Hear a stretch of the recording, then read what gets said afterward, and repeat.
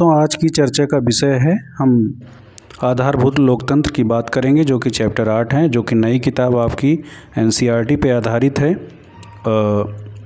तो अभी तक हमने कई सारे चैप्टर कंप्लीट करे हैं। आज हम 10वें चैप्टर पे चर्चा करेंगे, जो कि डेमोक्रेसी से संबंधित है। इसमें हम कई सारी चीज़ें यहाँ पे चर्चा करने वाले हैं। डेमोक्रेसी होता क्या है, उसका रूप क्या है, इसका विकास कैसे हुआ, इसके मूल्य क्या होते हैं, इसके उद्देश्य क्या होते हैं, इससे जनता को क्या लाभ होता है, ये सारी चीज़ें हम इस चैप्टर में करने वाले हैं। तो हम शुरू करते हैं हमेशा की भांति। इस बार भी आपके चैप्टर में एक कोट दिया गया है, जो कि महाभारत से लिया गया है।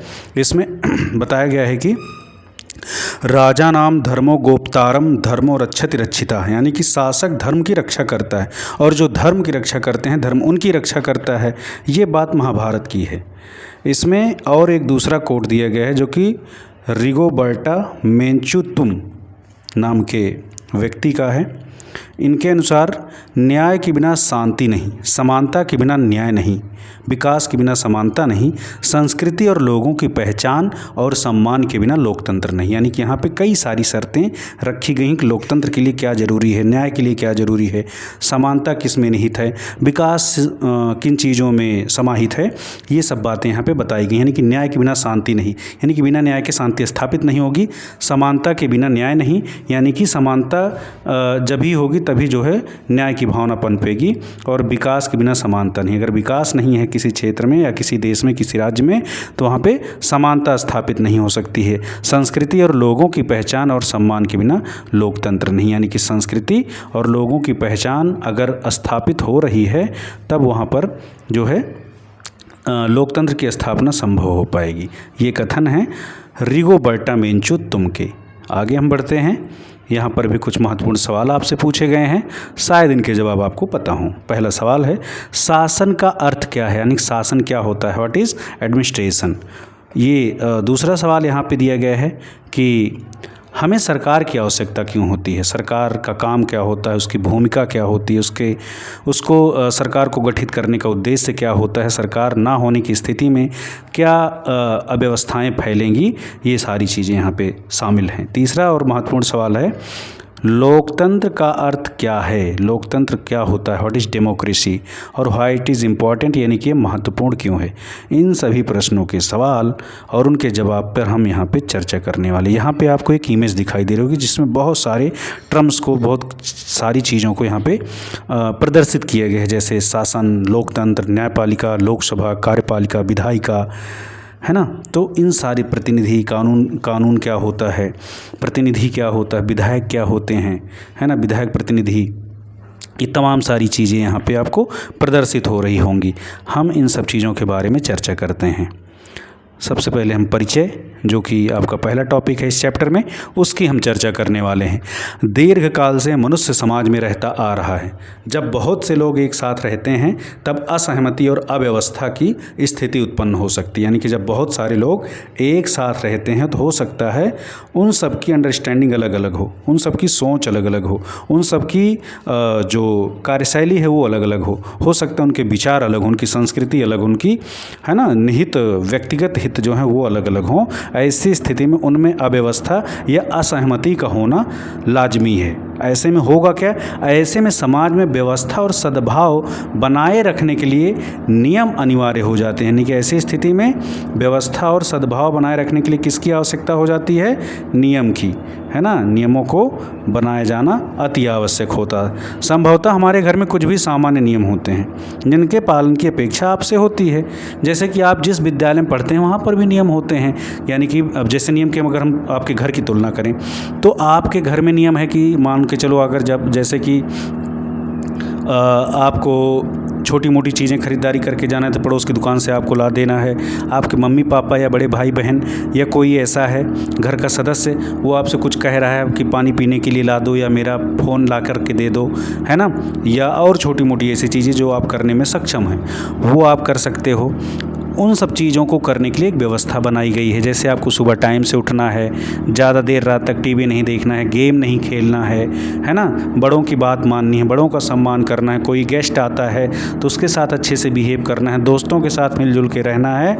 तो ये सारी चीज़ें आपके घर के कुछ कानून कायदे होते हैं जो आपको बताई जाती हैं। सेम इसी तरीके से आप जब स्कूल जाते हैं तो आपके स्कूल में भी कुछ पैटर्न होते हैं, कुछ रूल्स होते हैं, उनको आपको फॉलो करना होता है। जैसे कि सुबह आपको मान ले 7:30 बजे स्कूल पहुंचना है तो आपको एक रूल बना दिया गया कि आपको 7:30 तक स्कूल पहुंचना ही है। आपको अगर बता दिया गया कि आपका जब बस जहां पे रुकेगी वहां पे आपको 7 बजे तक पहुंचना है तो आपको 7 बजे वहां पहुंचना होगा। इसके साथ साथ ही आपका सारे क्लास का टाइमिंग बांट दिया गया कि फर्स्ट पीरियड में कौन सब्जेक्ट चलेगा, दूसरे में कौन सा चलेगा, तीसरे में कौन सा चलेगा, चौथे में कौन सा चलेगा, रिसेस या लंच ब्रेक कब होगा, छुट्टी कब होगी, है ना, कोई प्रोग्राम हो रहा है उसमें पार्टिसिपेट करना है। तो इन तमाम सारी चीज़ों के लिए एग्ज़ाम के लिए व्यवस्था बनाई जाती है। तो इन सब के लिए कुछ कानून कायदे होते हैं जिनको आपको फॉलो करना पड़ता है। तो इस प्रकार से हम बात करेंगे बड़ी परीक्षाओं में परीक्षा दे रहे विद्यार्थियों को भी कुछ अनिवार्य नियमों का पालन करना पड़ता है। सड़क पर वाहन चालकों से भी यातायात के नियमों का पालन करने की अपेक्षा की जाती है। सभी प्रकार की नौकरियों में कार्यरत लोगों को भी नियोक्ता द्वारा बनाए गए नियमों का पालन करना पड़ता है, जबकि नियोक्ता को भी उन सभी नियमों का पालन करना पड़ता है। नियोक्ता का मतलब होता है एम्प्लॉयर। एम्प्लॉयर का मतलब आप, जैसे कि आपका एम्प्लॉयर कौन है, यानी कि आप कहाँ पर अपॉइंटेड हैं, किस ऑर्गेनाइजेशन में है। तो जो ऑर्गेनाइजेशन आपको सर्विस देता, मतलब नौकरी देता है, या जहाँ पे ना, जैसे आपके पापा किसी प्राइवेट कंपनी में काम कर रहे हैं तो जिस कंपनी के अंदर में काम कर रहे हैं आपके पापा या मम्मी, उसको हम नियोक्ता कहते हैं, एम्प्लॉयर कहते हैं। कोई सरकारी जॉब में है तो उनका एम्प्लॉयर वो पर्टिकुलर ऑर्गेनाइजेशन है ना। तो वहाँ पर भी आपके लिए भी कुछ नियम हैं, आपके मम्मी पापा के लिए भी नियम हैं जिनका उनको पालन करना पड़ता है। साथ साथ में उस नियोक्ता के भी, एम्प्लॉयर के भी, उस कंपनी के भी या विभाग के भी कुछ दायरे कुछ नियम कानून होते हैं जिनको वो अनुसरण करता है। इसी प्रकार से यदि कोई व्यक्ति नियम का पालन नहीं करता है तो क्या होगा, यानी कि अगर कोई नियम ना माने तो क्या होगा। इसका सीधा सा उत्तर सा है कि समाज अपनी व्यवस्था बनाए रखने में सक्षम नहीं होगा, यानी कि समाज क्या हो जाएगा, अव्यवस्थित हो जाएगा। अगर कोई नियम का पालन नहीं करता है तो समाज क्या हो जाएगा, अव्यवस्थित हो जाएगा। अब यहाँ पे हम चर्चा करेंगे नियम होते क्या हैं, इसको किसने बनाया और क्यों बनाया, इसका उद्देश्य क्या है। यानी कि पहली चीज़ क्या यहाँ पे चर्चा करनी है कि नियम क्या होता है, इसे क्यों बनाया गया और किसने बनाया। तो जैसा कि अभी हमने पीछे चर्चा की उसी प्रकार से हम आगे क्रम में देखेंगे कि उन्हें किस प्रकार से बनाए जाते हैं, नियम को बनाने की व्यवस्था क्या है ना। ये कुछ ऐसे प्रश्न हैं जिनके बारे में हम इस अध्याय में पढ़ेंगे।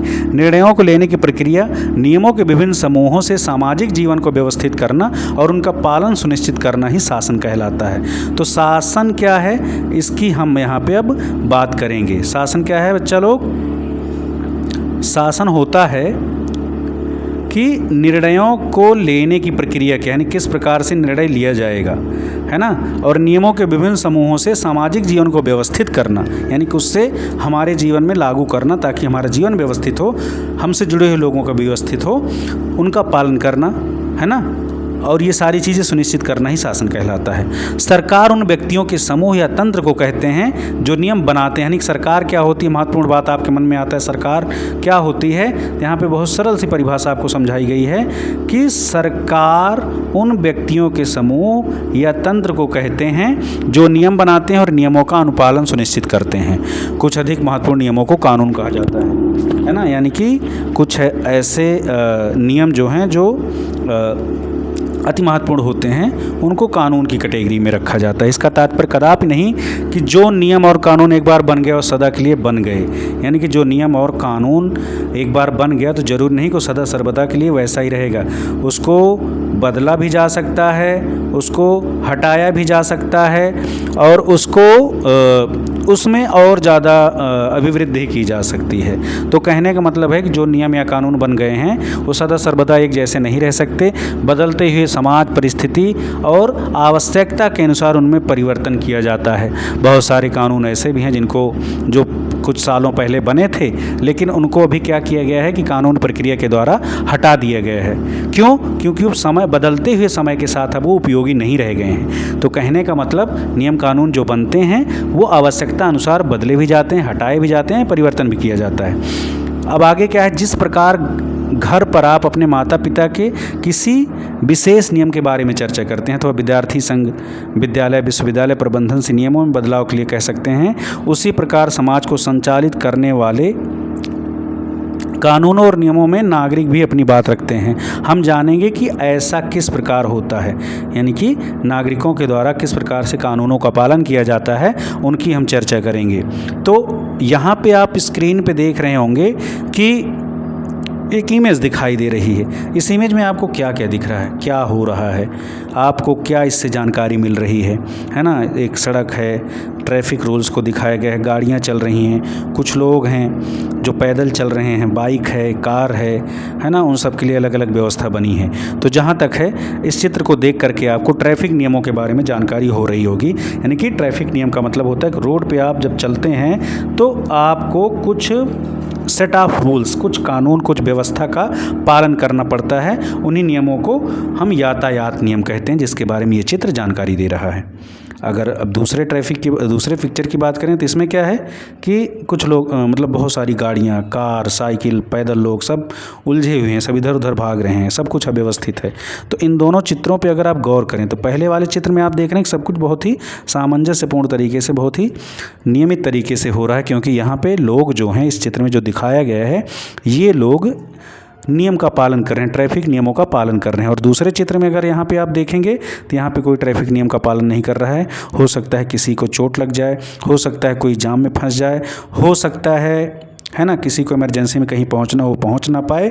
तो ऐसी तमाम सारी व्यवस्थाएं फैलेंगी ट्रैफिक नियम का पालन ना करने से। ये सिर्फ एक उदाहरण था यातायात नियमों का पालन ना करने पर से किस प्रकार से चीज़ें अव्यवस्थित होती हैं। यहाँ पर आपको इस पिक्चर में दिखाया जा रहा होगा, पहली पिक्चर अगर आप गौर करें तो यहाँ पे आपको दिखेगा कि रोड बन रहा है ना, रोड का निर्माण का कार्य चल रहा है। दूसरे चित्र में देखेंगे आपको कि ट्रेन दिखाई दे रही है। क्या ये इस ट्रेन का आप नाम बता सकते हैं? कमेंट करके ज़रूर बताइए कौन सी ट्रेन है। ये भारत की एक semi bullet train, semi high speed train है, जिसका आप नाम हमें बता सकते हैं। भारत के विकास, भारत के अवसंरचना के निर्माण का एक अनुपम उदाहरण है। तीसरे चित्र में आप देखेंगे कि कुछ हमारे वीर सिपाही जो है सीमाओं की सुरक्षा कर रहे हैं। भारत माँ के वीर सपूत हैं ये सब, जिनकी वजह से हम सब आसानी से अपना जीवन जी पाते हैं, हम चैन की नींद सो पाते हैं। तीसरे चित्र में देखेंगे कि भगवान का दूसरा रूप जिनको कहा जाता है, डॉक्टर को दिखाया जा रहा है। ये किस प्रकार से हमारे लिए योगदान करते हैं, कैसे हमारे जीवन को आसान बनाते हैं। जब कभी आपदा विपदा आती है तो एक ख़ास तरीके के लोग जो हैं उस विषम परिस्थिति में भी हमारे साथ सीना तान के खड़े रहते हैं और हमें हर मुश्किल से बचाने का प्रयास करते हैं, जिनको हम आपदा राहत बचाव कर्मी कहते हैं, जैसे कि अपने देश में NDRF है, SDRF वगैरह है। इसी प्रकार से अगला आप देखें कि आप ट्रैफिक में आप अपने गंतव्य तक आसानी से पहुँचें, सही समय पर पहुँचें और सुरक्षित पहुँचें। इसके लिए दिन रात हमारे साथ में यातायात पुलिस जो है वो डटी रहती है, हमारी व्यवस्था को संचालित करती है। इस चित्र में उनको दिखाया गया है। आगे यहाँ पर इस चित्र में ये कौन सी बिल्डिंग है, ये आपको हमें कमेंट करके बताना है। ये भारत की बहुप्रतिष्ठित भारत के संरचनात्मक विकास में, भारत के व्यवस्था के सफल संचालन में महत्वपूर्ण योगदान देती है। तो ये बिल्डिंग किससे संबंधित हो, आप हमें कमेंट करके बताइए। अगले चित्र में आपका क्लासरूम दिखाया गया है, यहाँ पे मैम जो है पढ़ा रही हैं आपको। नेक्स्ट में दिखाया गया है कि ये पोस्टमैन, डाकिया, जो कि एक टाइम हुआ करता था कि लोगों का जीवन इन्हीं के द्वारा सरल बनाया जाता था। समय बदलते समय के साथ में internet, phone, video call, email, इन सब चीज़ों के आने के बाद से इनका थोड़ा सा रोल कम हुआ है।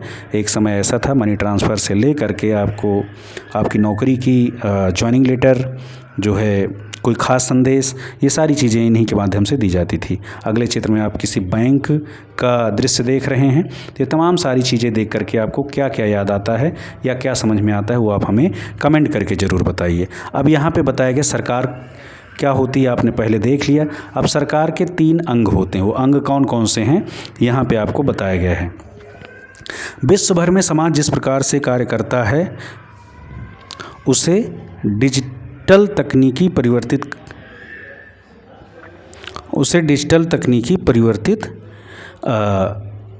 कर रही है। भारत में 30 वर्ष पहले तक जिन लोगों को अपने से दूर बैठे संबंधियों को पैसे भेजने होते थे वे डाकघर की पंक्ति में यानी कि लाइन में लगकर फॉर्म भरकर मनी ऑर्डर भिजवाते थे। यानी कि 30 साल पहले तक की स्थिति क्या थी, लोगों को मनी ऑर्डर भेजना पड़ता था और उसको पहुंचने में कई दिन लग जाते थे।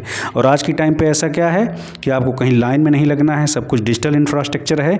बैठे बैठे आप सेकंड भर में, जैसे आप किसी को मैसेज डिलीवर करते हैं व्हाट्सएप पे, उसी तरीके से आप सेकंड भर में किसी को मनी ट्रांसफ़र कर सकते हैं। गूगल पे, फ़ोन पे, भारत पे, है ना, यूपीआई जो कि भारत का डिजिटल इंफ्रास्ट्रक्चर का सर्वोत्तम और सर्वोत्कृष्ट उदाहरण है यूपीआई। उन सब का इस्तेमाल करके आप बहुत ही सीमित समय में, बहुत सेकंडों में आप अपने दोस्तों को या अपनी पार्टी को, किसी क्लाइंट को आप पेमेंट कर सकते हैं। अथवा यदि, अब आगे क्या लिखा है, अथवा यदि उन्हें किसी व्यवसाय के लिए भुगतान करना होता तो पहले बैंक की पंक्ति में लगकर डिमांड ड्राफ्ट बनवाते, फिर उसे डाक द्वारा भिजवाते, है ना। यह आपने शायद इन शब्दों मनी ऑर्डर या डिमांड ड्राफ्ट को कभी ना सुना, क्योंकि आज हमारे पास तुरंत पैसे भेजने के लिए डिजिटल संसाधन, यानी कि जिसका अभी हमने जिक्र किया, उन सब के बारे में यहाँ पे बताया गया। डिजिटल तकनीकी ने विशेष प्रकार के अपराधियों को भी जन्म दिया है, जो अपने स्थान पर बैठे बैठे डिजिटल माध्यमों से लोगों की धनराशि चुराने के तरीके ढूंढते हैं, है ना, यानी कि साइबर क्रिमिनल्स जिनको कहते हैं। ऐसी आपराधिक गतिविधियों को रोकने के लिए अनेक सरकारी कानून बनाए, यानी जैसे जैसे व्यवस्था बदलती है, सिस्टम बदलता है, तो अच्छाई और बुराई भी अपना स्वरूप बदलती है ना। जिस हिसाब से हम आगे चलते हैं उसी तरीके से जो आपराधिक प्रवृत्ति के लोग हैं वो भी अपनी व्यवस्थाओं में परिवर्तन करते हैं। यानी कि एक टाइम था जब लोग राहगीरी करते थे, जेब काट लेते थे, है ना, डकैती पड़ती थी, चोरी करते थे। अब क्या है से हमें, जैसा कि हमारा जीवन जितना आसान हुआ है उतना ही ज़्यादा इससे समस्याएं भी सृजित बढ़ी हैं। जैसे कि जैसे जैसे समाज में परिवर्तन होता है, अपराध की प्रकृति और प्रवृत्ति भी बदलती जाती है। यानी कि जो अब पहले चोरी डाका करके लोग, है ना, अपराध को अंजाम देते थे, अब वही लोग आपसे पैसे चुराने का डिजिटल तरीका अपना चुके हैं, जिनको साइबर क्रिमिनल्स कहते हैं। ऐसे कुछ अपराधियों जिन्होंने अपनी तकनीकी दक्षता का उपयोग समाज की भलाई की बजाय भोली भाली जनता के श्रम से कमाए हुए धन को लूटने के लिए किया, को गिरफ्तार किया गया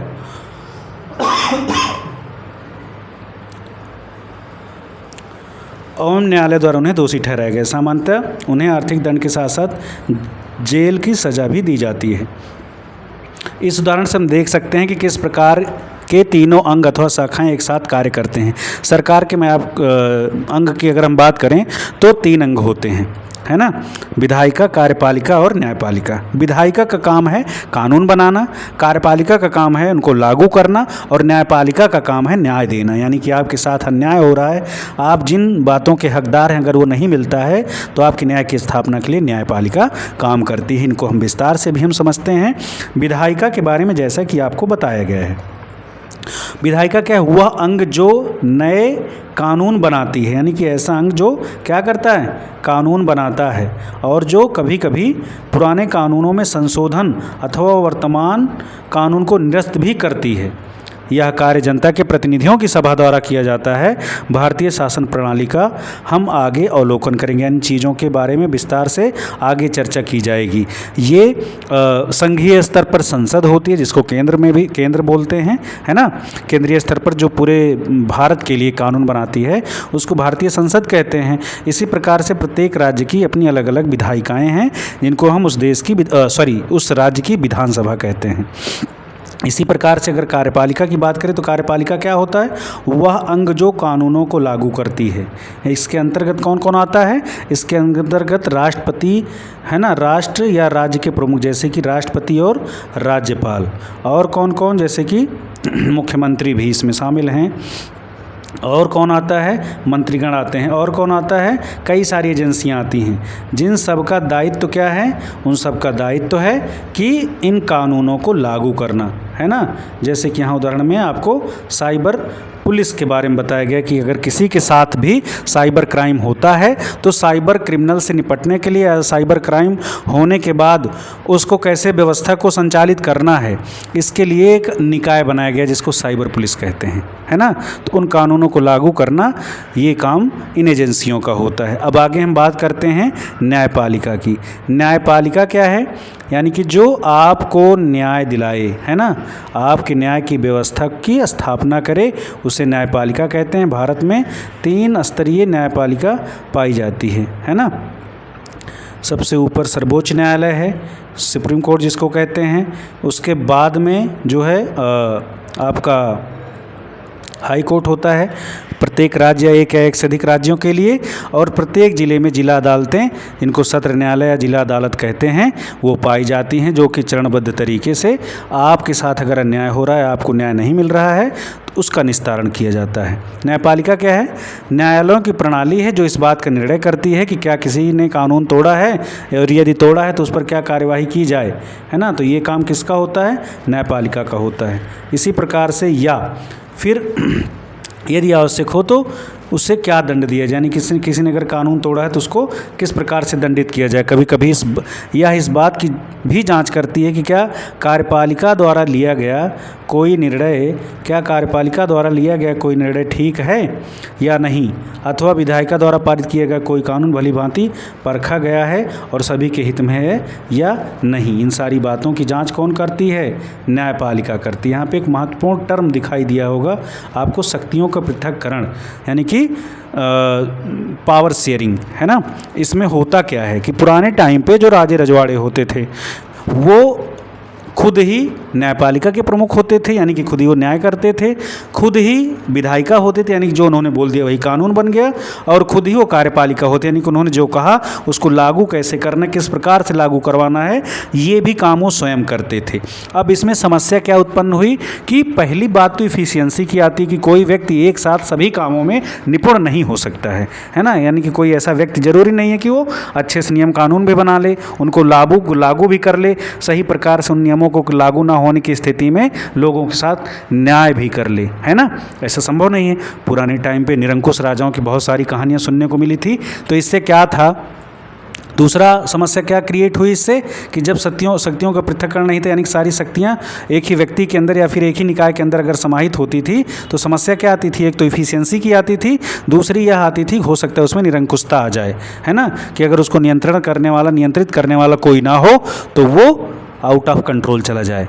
तो ऐसी विभिन्न प्रकार की दिक्कतें थी जो एक ही जगह केंद्रीकृत व्यवस्था की वजह से, है ना, समस्याएं क्रिएट होती थी। उन्हीं समस्याओं के निस्तारण के लिए शक्तियों के पृथक्करण के सिद्धांत की स्थापना की गई, और शक्तियों का पृथक्करण वर्तमान में जैसे हम लोकतंत्र में देखें तो यह विधायिका, कार्यपालिका और न्यायपालिका के रूप में हमें दिखाई देता है कि यानी कि विधान बनाने का काम विधायिका करेगी और उसको लागू करने का काम कार्यपालिका करेगी, और कभी भी किसी भी स्थिति में अगर न्याय की स्थापना नहीं हो रही है तो उसके लिए न्यायपालिका आपके लिए खड़ी है ना, कि चेक एंड बैलेंस की स्थिति बनी रहे और सुचारू रूप से लोकतांत्रिक व्यवस्था का संचालन हो सके। तो अब यहाँ पे जैसा कि लाइन बाय लाइन लिखा हुआ है आपकी किताब में, शासन के किसी भी अच्छे तंत्र में तीनों अंगों को निश्चित रूप से पृथक रखा जाता है ना, पहली बात।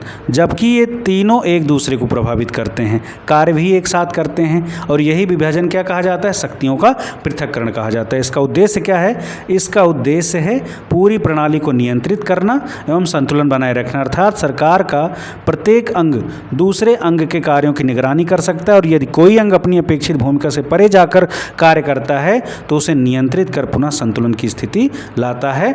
यहाँ पे आपको इस चित्र के माध्यम से विधायिका, न्यायपालिका और कार्यपालिका किस प्रकार से एक दूसरे पर निर्भर हैं, किस प्रकार से एक दूसरे को नियंत्रित करते हैं और किस प्रकार से शासन की व्यवस्था को संतुलित करते हैं, वो यहाँ पे आपको बताया गया है, समझाया गया है इस चित्र के माध्यम से। अब आगे अगर हम बढ़ते हैं तो यहाँ पे बताया गया सरकार के 3 स्तर कौन से हैं। सरकार के 3 स्तर की अगर मैं बात करूँ तो सरकार के 3 स्तर स्थानीय स्तर, राज्य स्तर और राष्ट्रीय स्तर पर हैं, यानी कि 3 स्तर है ना। यानी कि अगर हम बात सबसे ऊपर से करें राष्ट्रीय स्तर की, तो सबसे ऊपर केंद्र सरकार या संघ सरकार होती है, जो कि पूरे देश के लिए काम करती है, पूरे देश के लिए व्यवस्था बनाती है। कुछ ऐसे विषय हैं जिन पर वो महत्वपूर्ण निर्णय लेती है, जैसे विदेश संबंध हो गए, अंतर्राष्ट्रीय मामले हो गए, डिफेंस हो गया, है ना, और कम्युनिकेशन से जुड़े हुए जो भी मामले हैं, रेडियो, टीवी, इन सब के संचालन और नियंत्रण का काम केंद्र सरकार करेगी। इसी प्रकार से प्रत्येक भारत, जैसा कि हम अगर बात करें तो विविधताओं से भरा देश है, अलग अलग क्षेत्र, अलग अलग जगह, अलग अलग प्रकार की चीज़ों में क्या है कि भाषा, शैली, कल्चर, जलवायु, भौगोलिक परिस्थिति, आय, संरचनात्मक स्थिति, सामाजिक स्थिति अलग अलग है। इस हिसाब से क्षेत्रीय विविधता की वजह से प्रत्येक क्षेत्र में एक बेहतरीन समन्वय स्थापित हो सके, लोगों को उनके क्षेत्रीय आधार पर व्यवस्थाओं को सुस्थापित किया जा सके, इसके लिए राज्य सरकारों का गठन किया गया। इसका दूसरा उद्देश्य ये भी था कि राज्य सरकारों की स्थापना से लोगों को मतलब सरकार को हर एक स्तर पर नियंत्रण स्थापित करने में आसानी होने लगी। इसको हम इस तरीके से भी कह सकते हैं कि पूरे देश को कई राज्यों में बांटा गया ताकि शासन को बेहतरीन तरीके से संचालित किया जा सके। अब इसके बाद अगर हम बात करें प्रादेशिक या राज्य स्तर के बाद में, तो स्थानीय स्तर की बात आती है। यानी कि आपने देखा होगा कि स्थानीय सरकारों का, स्थानीय निकायों का गठन किया जाता है। शहरी क्षेत्रों में शहरी निकाय जैसे कि नगर पालिका, नगर निगम, नगर पंचायत, इनका गठन होता है। उसी प्रकार से ग्रामीण क्षेत्रों में ग्राम पंचायत, न्याय पंचायत और जिला पंचायत का गठन होता है, जिनका काम होता है स्थानीय मुद्दों, साफ सफाई, बाजार हाट का नियंत्रण, है ना, और बीमारियों से, संक्रामक बीमारियों से नियंत्रण और प्राथमिक शिक्षा वगैरह की देखरेख। ये सब स्थानीय जो मुद्दे होते, सड़क नाली, साफ सफाई, मच्छर वगैरह, इन सब के उन्मूलन का काम जो होता है स्थानीय निकाय करते हैं। और ऐसे बहुत सारे काम हैं जो स्थानीय, जैसे जन्म और मृत्यु का पंजीकरण, ये सब स्थानीय स्तर पर किया जाता है ना। तो ये क्यों किया गया स्थानीय और राज्य स्तर और राष्ट्रीय स्तर पर? यह व्यवस्था इसलिए बनाई गई ताकि शासन को सुचारू रूप से संचालित किया जा सके, है ना।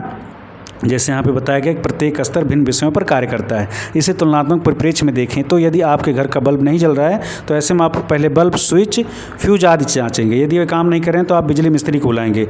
यदि यह पता चल जाए कि समस्या घर पर नहीं है तो आप बिजली विभाग जाकर शिकायत दर्ज कराएंगे।